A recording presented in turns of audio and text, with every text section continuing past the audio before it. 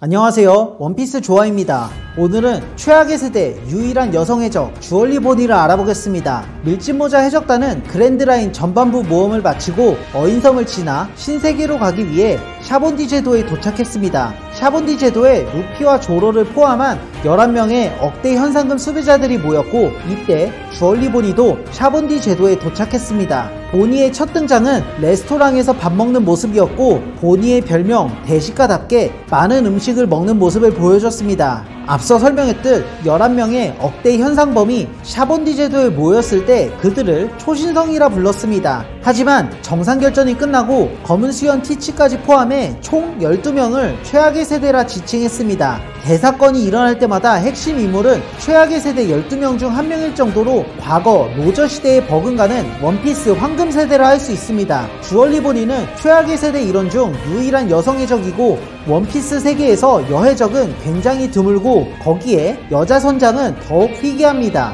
현재 바다를 주름잡는 여자 선장은 전 사왕 빅맘 그리고 전 칠모에로 활약한 보아행콕, 여기에 최악의 세대이자 보니 해적단 선장 주얼리 보니까지 3명의 해적단만 선장이 여자이고 나머지는 전부 남자 선장입니다. 보니는 원피스 1부 샤본디 제도에 최악의 세대 11명이 모였을 때 당시 현상금은 1억 4천만 베리로 괴승 우르지, 롤루노와 조로, 카포네 갱 배치보다 높은 현상금이 걸릴 정도로 세계 정부가 경계하는 해적 중 한 명이었습니다. 하지만 정상결전이 끝나고 곧바로 검은 수염 티치에게 패배했고, 보니와 해군 군함을 교환하려던 티치는 해군 대장 아카이누가 출동한 모습을 보고 주얼리 보니를 묶어둔 상태에서 그대로 도망치며 보니는 아카이누에게 체포당했습니다. 그러나 임펠다운에 수감되지 않고 신세계에서 활동하는 모습을 보였습니다. 다만 같이 다니던 해적단 부하들은 없었고 혼자 다니기 시작했습니다. 보니는 원피스 2부 시점 현상금은 3억 2천만 베리로 최악의 세대 선두 그룹과 비교하면 처참한 현상금이고, 보니보다 현상금이 낮은 최악의 세대 일원은 엑스드레이크, 킬러,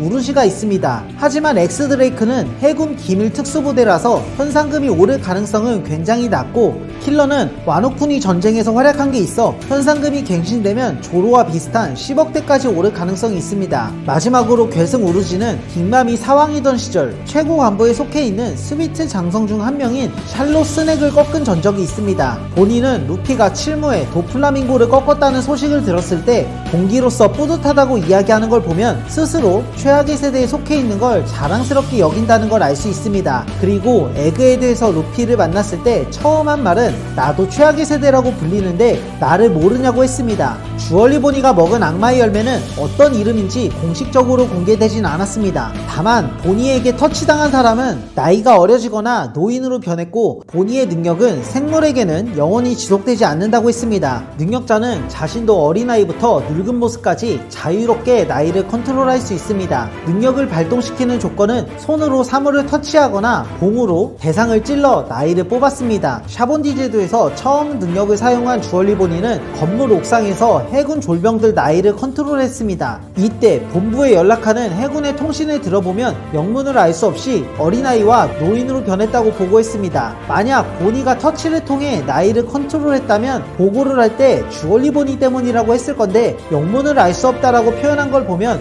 행콕의 메루메루 능력처럼 초기에는 빔을 통해 나이를 바꾸는 설정이었던 것 같은데 너무 사기적인 능력이라 약간 너프를 먹인 게 아닐까 싶습니다. 보니에게 한 번만 터치당해도 나이를 컨트롤당해 전투 불가능 상태가 될 수밖에 없습니다. 루피는 보니의 능력으로 노인이 되었는데 싸움은커녕 움직이는 것도 버거워 보였습니다. 과잉 폐기로 악마의 능력을 무력화시킬 수 있지만 보니의 능력으로 어린아이 혹은 노인으로 변했는데 과잉 폐기를 사용할 수 있을지는 모르겠습니다. 보니에게 한 번만 터치당해도 나이를 컨트롤당해 전투 불가능이 될 수 있어 상당히 까다로운 상태입니다. 루피처럼 직접적으로 타격하는 무투파는 신체가 보니와 가까워질 수밖에 없어 능력에 당하기 딱 좋은 상태가 됩니다. 반면 조로처럼 무기를 사용하는 인물은 신체를 터치하는 것이 어려워 능력을 사용하기 까다로울 것으로 예상됩니다. 본인은 샤본디 제도에서 천룡인을 공격하려는 조로를 빠르게 막는 모습과 에그헤드에서 파시피스타를 공격하려는 루피를 빠르게 막는 모습을 보면 순발력과 스피드가 상당히 좋은 인물입니다. 보니가 현상금이 낮다고 활약이 없던 것은 아닙니다. 단독으로 성지 마리조아에 침입한 진입하는 대담함을 보였고 해군 대장 아카이누에게 붙잡혔지만 어떠한 방법인지 몰라도 탈출하는 데 성공했습니다. 징베나 에이스 그리고 크로코다일과 도플라밍고처럼 쟁쟁한 강자들도 체포당하면 98.5% 확률로 임펠다운의 직행인데 본인은 앞서 언급한 대해적들도 성공하지 못한 체포된 후 임펠다운에 가기 전에 탈출한 엄청난 인물입니다. 보니처럼 임펠다운에 가지 않고 탈출한 인물은 전 사왕 카이도가 있습니다. 물론 카이도를 잡은 게 아카이누처럼 해군 대장급인지는 공개되지 않았습니다. 본인은 단독으로 마리조아에 침투한 이후 바솔루무 쿠마가 혁명군에 의해 탈출한 걸 보고 하계로 내려오는 것까지 성공했습니다. 하계에 내려온 이후 본인은 쿠마를 파시피스타로 개조한 베가펑크를 죽이기 위해 또다시 정부의 섬에 단독으로 침입하려고 했습니다. 세계의 창조주 천룡인이 지나갈 때는 다들 고개를 숙이고 움직이지 않는 것이 국룰인데 조로는 움직이지 않기는커녕 천룡인의 앞길을 막는 모습을 보였습니다. 분노한 천룡인은 조로에게 총을 쐈고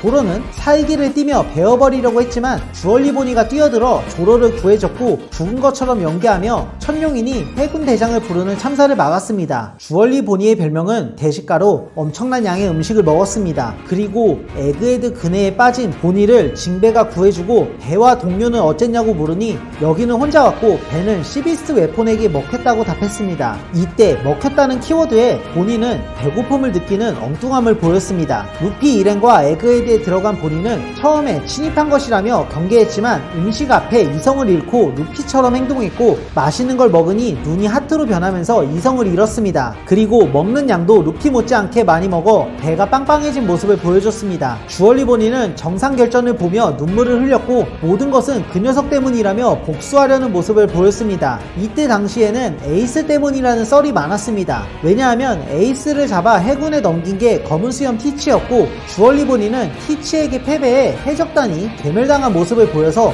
에이스의 복수를 위해 티치를 찾아간 것으로 생각했기 때문입니다. 마리조아 에피소드와 에그헤드 에피소드를 통해 주얼리보니가 쿠마의 딸이라는 사실이 밝혀지며 정상결전 당시 울었던 이유는 에이스 때문이 아닌 파시피스타가 된 쿠마를 보고 울었던 것으로 볼 수 있습니다. 쿠마는 과거 소르베 왕국의 국왕으로 지냈기에 보니 또한 왕녀였을 것이고 마리조아 문지기들은 늙은 보니를 보고 소르베 왕국의 왕태우라고 착각하는 모습을 보였습니다. 보니는 자신의 아버지 쿠마를 되돌리기 위해 신세계에 진입했고 동료들 없이 혼자서 베가펑크 연구소 에그헤드까지 찾아가는 모습을 보이며 쿠마를 되돌리기 위해 간절한 마음을 보였습니다. 에그헤드에 도착해 베가펑크를 제압 후 비밀스러운 방에 들어간 보니는 쿠마의 기억을 보게 되었습니다. 쿠마는 어린 시절 어딘가에 가지 않겠다고 하며 많은 사람들에게 폭행당하는 모습을 보였습니다. 그리고 천룡인의 실루엣이 보이는 등 굉장히 어두운 과거를 암시했습니다. 보니는 쿠마의 기억 속에서 탈출했고 자신의 아버지 쿠마의 과거를 보고 울었습니다.